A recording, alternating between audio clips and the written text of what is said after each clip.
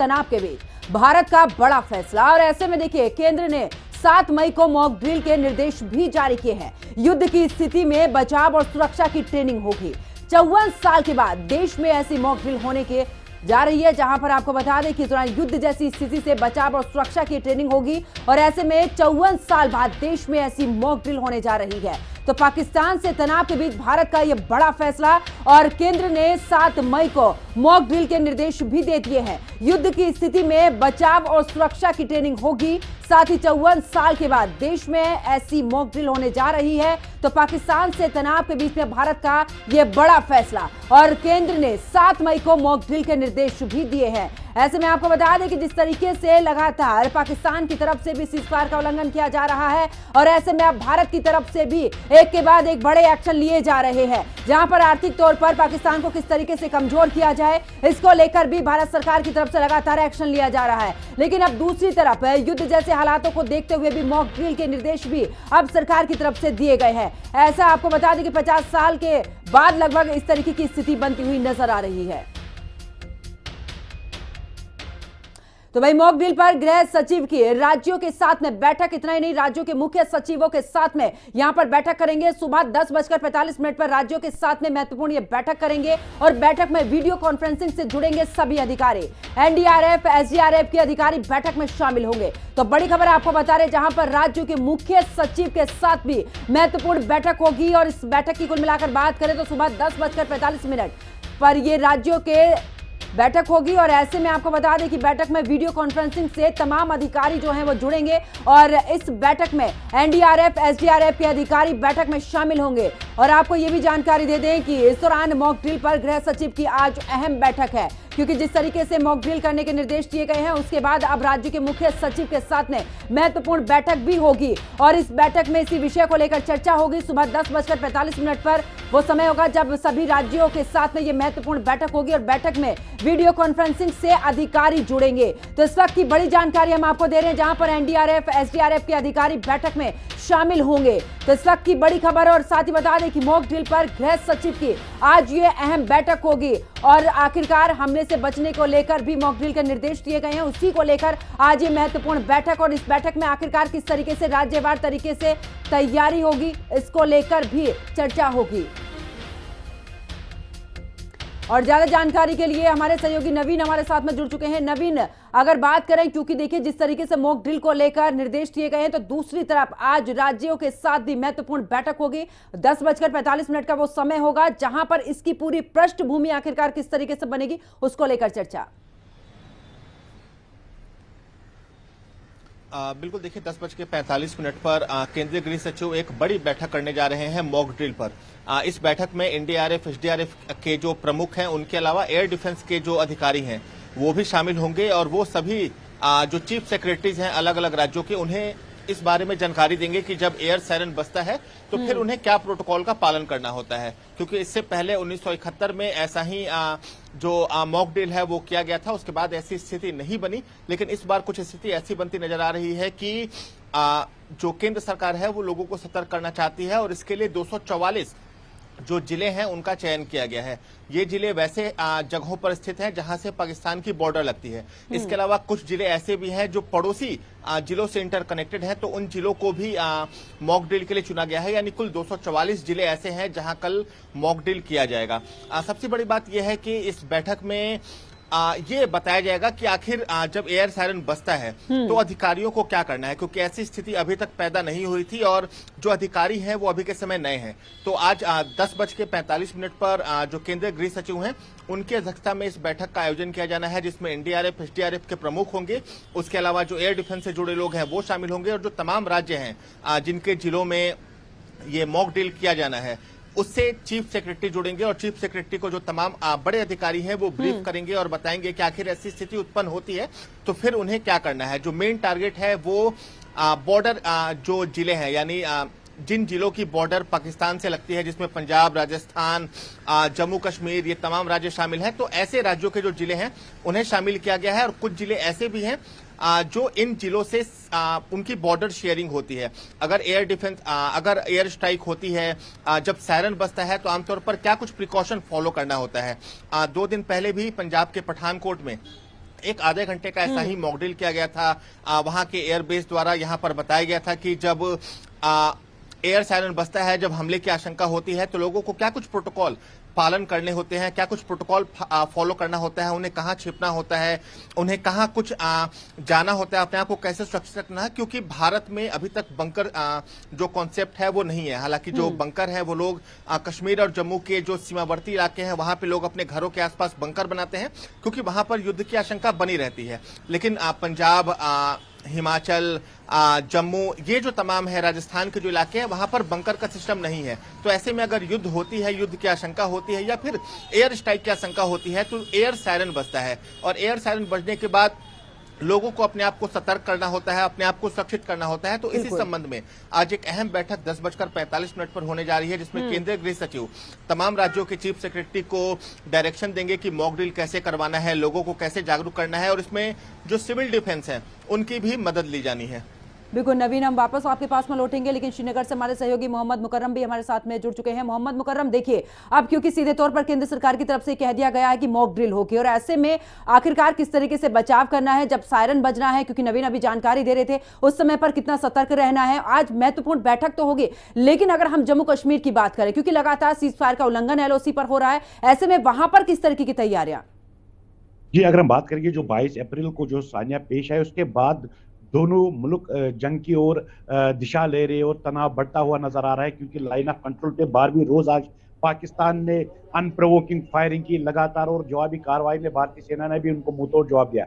हालांकि mock drill इस हिस्से का है क्योंकि वार जैसा माहौल है और लोगों को आगाह कर रहे हैं और पैनिक ना हो जाए, क्योंकि सायरन बजते हैं जब जंग का माहौल होता है।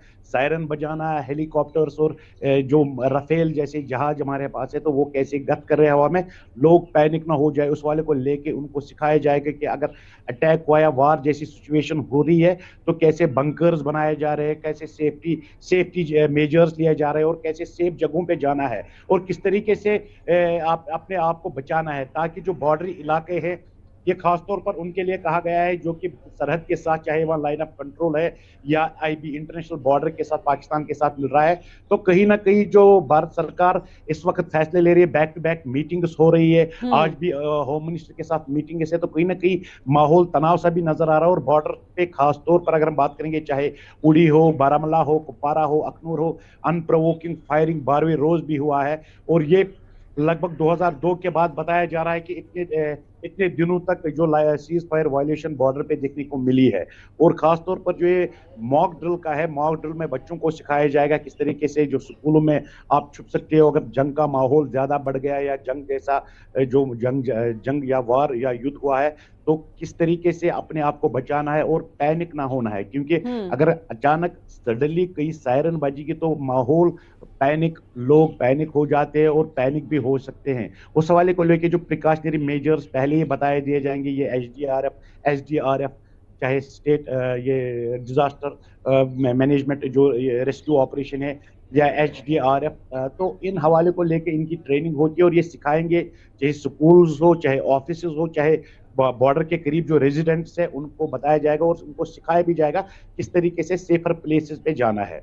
और साथ ही साथ अगर हम बताएंगे कि जो माहौल इस वक्त लग रहा है वो बहुत ही तनाव लग रहा है, क्योंकि जो बैक टू बैक मीटिंग्स भी है और पाकिस्तान के मीडिया आउटलेट्स से भी देखने को मिल रहा है कि किस तरीके से वो भी अनप्रोवोकिंग फायरिंग कर रहे हैं। कहीं ना कहीं जो प्राइम मिनिस्टर नरेंद्र मोदी ने फ्री हैंड्स दिए हैं सेना को और सेना भी अपनी स्ट्रेटेजी अपना रहे हैं किस तरीके से वो चुने हुए जगह पे और चुने हुए समय पे जो पहलगाम में अटैक हुआ है उसका बदला लेंगे।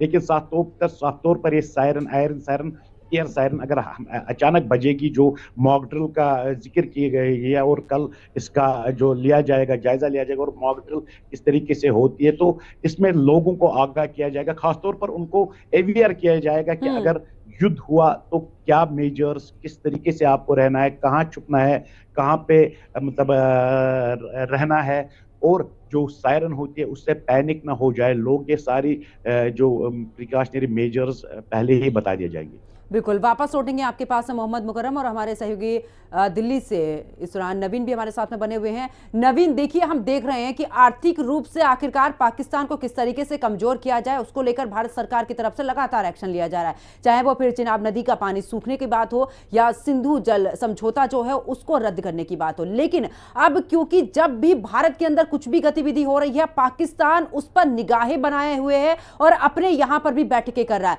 आज क्योंकि जब मॉक ड्रिल को लेकर अब ये खबर सामने आई है, ऐसे में जगह जगह पर मॉक ड्रिल होगी, एक सीधे तौर पर भारत की तरफ से एक बड़ा संदेश पाकिस्तान के लेकर। देखिए, निश्चित तौर पर भारत कई मोर्चों पर अभी काम कर रहा है पाकिस्तान को मात देने के लिए। पहला तो इकोनॉमिकली पाकिस्तान को कमजोर करने की कोशिश है, क्योंकि जो इंपोर्ट एक्सपोर्ट है वो अब पूरी तरह से भारत ने बंद कर दिया है। उसके अलावा जो तमाम पानी को लेकर समझौते थे, चाहे वो चिनाब का था चाहे वो झेलम का था, उन तमाम बांधों को रोक दिया गया है और पाकिस्तान में पानी जाने से जो आपूर्ति है वो रोक दी गई है। तीसरी बात यह है कि पाकिस्तान द्वारा लगातार जो एलओसी के इलाके हैं वहां पर लाइट मशीनरी गन से फायरिंग की जा रही है, यानी सीज फायर का उल्लंघन कर रहा है और कहीं ना कहीं भारत को उकसाने की कोशिश की जा रही है। लेकिन भारत अपनी सभी तैयारियों को चुस्त दुरुस्त करने में लगा हुआ है। बीते 4 दिनों की बात करें तो नेवल चीफ, एयर चीफ और जो रक्षा सचिव हैं उन्होंने प्रधानमंत्री नरेंद्र मोदी से मुलाकात की और जो तमाम कुछ जानकारियां हैं, जो अपडेट्स हैं वो प्रधानमंत्री को दिए। उसके बाद मॉक ड्रिल, आप इसी बात से इसकी अहमियत समझ सकते हैं कि 1971 के बाद पहली बार मॉक ड्रिल का आयोजन किया जा रहा है बड़े स्तर पर।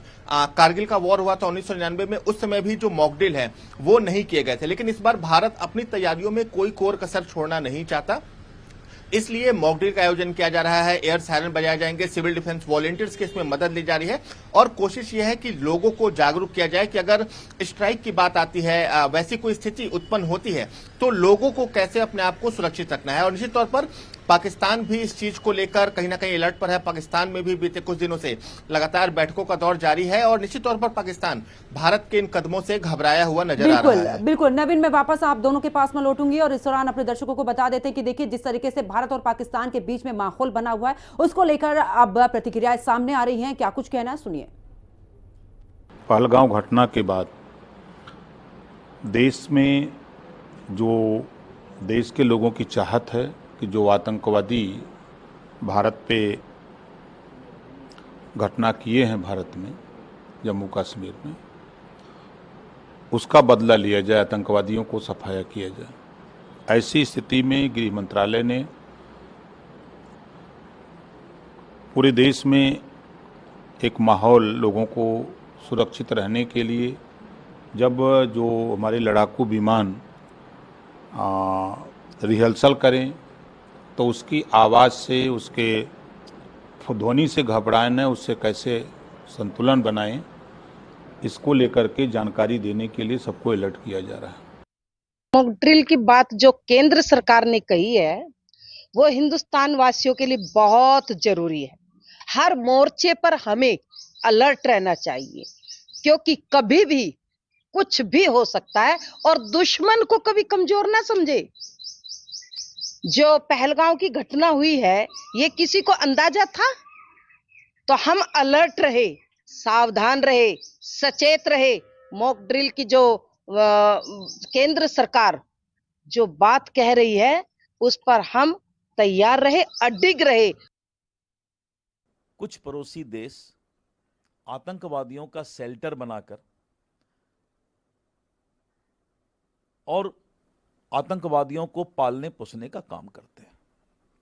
ऐसे परिस्थिति में भारत किसी भी हद तक जा सकता है और उसकी सारी तैयारी देश ने पूरे दुनिया के सामने इस बात को बताया है कि हम आतंकवाद के खिलाफ किसी भी हद तक जा सकते हैं। और इसी का कारण है कि हम ये मॉक ड्रिल करा रहे हैं कि अगर युद्ध की स्थिति आई तो देश के लोग उसका पूरा ट्रेनिंग प्रशिक्षण लेकर रखें कि हमें युद्ध की स्थिति में कैसे जीना है। कुछ पड़ोसी देश आतंकवादियों का शेल्टर बनाकर और आतंकवादियों को पालने पोसने का काम करते हैं।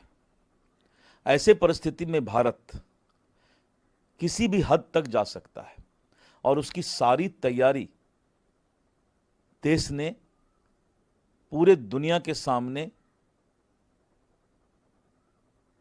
इस बात को बताया है कि हम आतंकवाद के खिलाफ किसी भी हद तक जा सकते हैं। और इसी का कारण है कि हम ये मॉक ड्रिल करा रहे हैं कि अगर युद्ध की स्थिति आई तो देश के लोग उसका पूरा ट्रेनिंग प्रशिक्षण लेकर रखें कि हमें युद्ध की स्थिति में कैसे जीना है।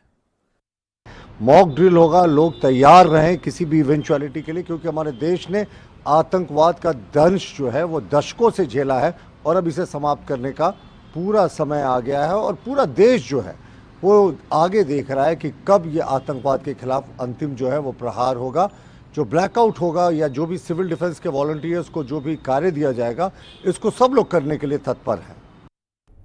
बिल्कुल, तो देखिए मॉक ड्रिल को लेकर लगातार प्रतिक्रिया सामने आ रही। सीधे तौर पर कहा जा रहा है कि मॉक ड्रिल कराना बहुत जरूरी है और ऐसे में एक संदेश भी पाकिस्तान के लिए कि आखिरकार अगर यहां पर कुछ भी उधर से कार्रवाई होती है तो मुंह तोड़ जवाब देने के लिए भारत अपनी पूरी तैयारी के साथ में। हमारे दो सहयोगी भी हमारे साथ में लगातार बने हुए, नवीन और मोहम्मद मुकर्रम, आपके पास में आते हुए देखिए, हमने इससे पहले भी देखा था जब पाकिस्तान से कुछ वीडियो भी हमने देखी थी कि आखिरकार किस तरीके से वहां के नागरिकों को पूरे तरीके से तैयार किया जा रहा है। लेकिन ये जो मॉक ड्रिल है ये सीधे तौर पर अगर देखा जाए तो ईंट का जवाब पत्थर से देने वाली बात। और दूसरी तरफ क्योंकि हम देख रहे हैं कि पाकिस्तान के पास में इतने ज्यादा असला नहीं है कि वो ज्यादा समय तक युद्ध में टिक पाए, बावजूद उसके तीखी निगाहें देख रहा है। और इधर से भारत की तरफ से भी देखा जा रहा है कि भारत तो तीखी निगाह का जवाब आखिरकार किस तरीके से दे रहा है, यह भी सबके सामने है।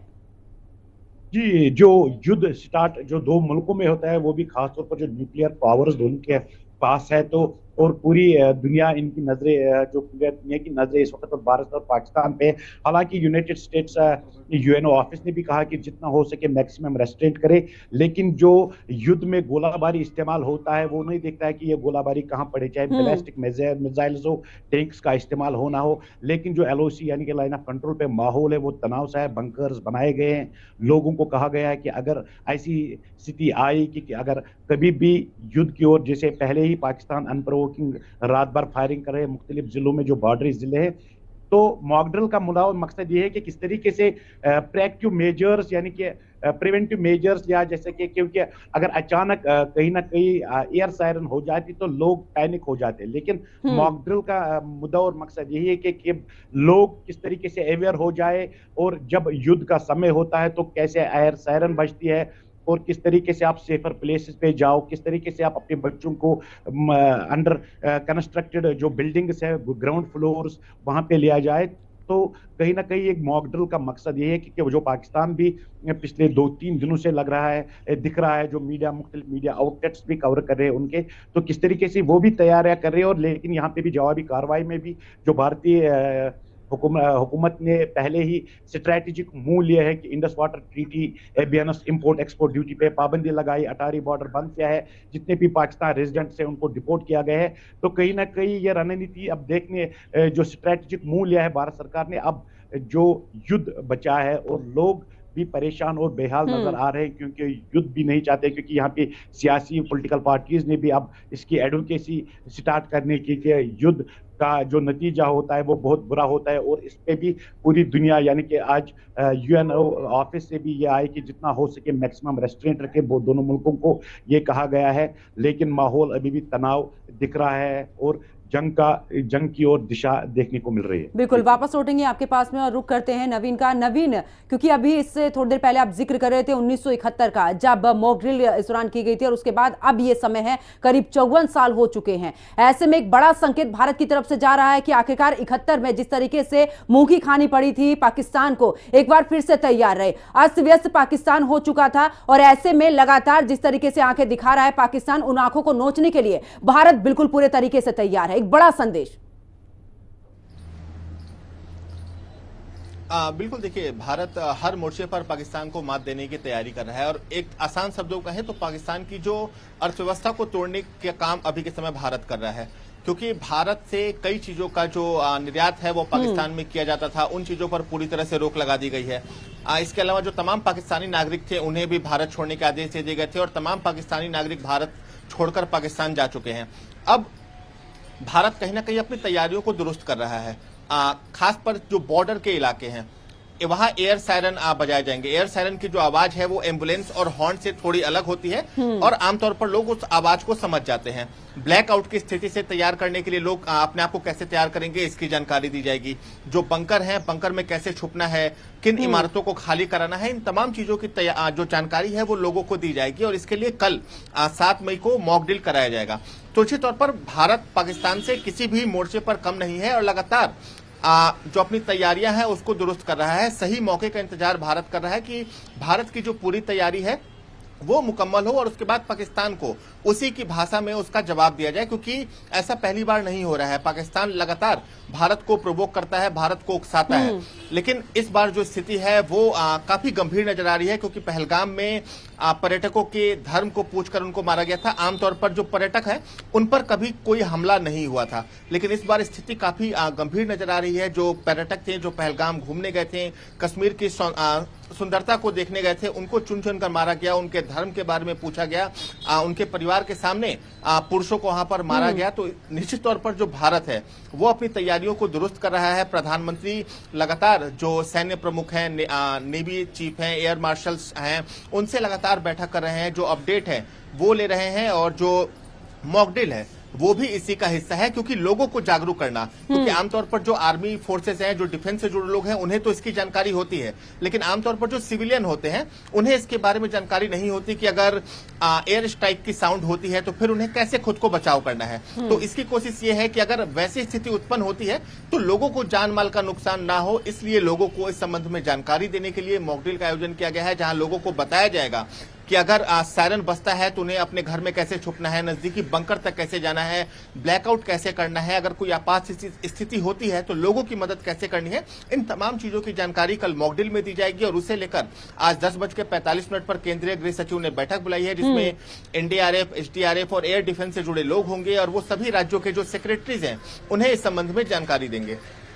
बिल्कुल नवीन, हम वापस लौटेंगे आपके पास में और रुक करते हैं मोहम्मद मुकर्रम का। मोहम्मद मुकर्रम, देखिए लगातार देख भी रहे हैं कि आखिरकार किस तरीके से भारत की तरफ से कार्रवाई तो की जा रही है, लेकिन दूसरी तरफ अगर बात करें तो पाकिस्तान को किस तरीके से एक्सपोज किया है भारत ने, और लगातार भारत की तरफ से ये कार्रवाई लगातार जारी है कि आखिरकार देखिए आतंकवाद को आप पनाह देते हो और उसके बाद सीधे तौर पर कहते हो कि आखिरकार भारत जो है वो यहां पर आंखें दिखाने का काम कर रहा है, डराने का काम कर रहा है, लेकिन दूसरी तरफ आप नहीं देख रहे हो कि आपने कितना बड़ा हमला किया और ऐसे में एक्सपोज भी किया है। और मैं वापस लौटूंगी आप दोनों के पास में। इस दौरान एक बड़ी खबर अपने दर्शकों को बता देते हैं। दरअसल आपको बता दें कि सैन्य टकराव कोई समाधान नहीं है, यह गुटारेस की तरफ से कहा गया है। यूएन महासचिव की भारत और पाक से अपील भी की है, जहां पर दोनों देश सैन्य टकराव से बचे, यह कहा गया है। सैन्य टकराव कोई समाधान नहीं है, लेकिन ऐसे में पाकिस्तान की तरफ से जिस तरीके से गतिविधियां हो रही हैं, एलओसी पर सीजफायर का उल्लंघन हो रहा है, उसको लेकर अब भारत शांत नहीं बैठेगा। फिलहाल दोनों देशों की अगर बात करें तो यहां पर कई देशों की तरफ से ये इस तरीके के बातचीत भी सामने हुई है कि सैन्य टकराव दोनों देशों के लिए सही नहीं है। और ऐसे में अब आपको बता दें कि दोनों देश सैन्य टकराव से बचे, ये गुटारेस की तरफ से सीधे तौर पर कहा गया है, और सैन्य टकराव कोई समाधान नहीं है ये भी कहा है। साथ ही यूएन महासचिव की भारत और पाक से ये अपील। और इसी के साथ एक और बड़ी खबर, जहां पर जम्मू कश्मीर में पहलगाम आतंकी हमले की जांच जारी है। ऐसे में वेस्टर्न घाटी के पास से एक संदिग्ध को पकड़ा गया है और लगातार वहां पर सर्च ऑपरेशन चल रहा है। जंगल में सर्च ऑपरेशन के दौरान इस संदिग्ध को पकड़ा गया है और ऐसे में अब इससे पूछताछ भी की जाएगी, क्योंकि जिस तरीके से आतंकी हमला हुआ, जिस तरीके से यहां पर पर्यटकों के ऊपर हमला किया गया, उसको लेकर लगातार सर्च ऑपरेशन जारी है और घाटी में इस दौरान एक के बाद एक संदिग्धों को पकड़ा भी जा रहा है। ऐसे में एक और बड़ी खबर, जहां पर जम्मू कश्मीर आतंकियों के 2 मददगार गिरफ्तार हुए हैं और बड़गांव में 2 लोगों को गिरफ्तार किया गया है। आरोपियों से हथियार और कारतूस भी बरामद किए गए हैं। लगातार जो जंगली इस दौरान जो एरिया है उसमें जो सुरक्षा बल हैं उनकी तरफ से ऐसे में सर्च ऑपरेशन लगातार जारी है। कुल मिलाकर अगर बात करें तो बड़गांव में ऐसे में आपको बता दें कि 2 लोगों को गिरफ्तार किया गया है। आरोपियों से हथियार और कारतूस भी इस दौरान बरामद किए गए हैं। तो जम्मू कश्मीर आतंकियों के 2 मददगार यहां पर गिरफ्तार किए गए हैं और बड़गांव से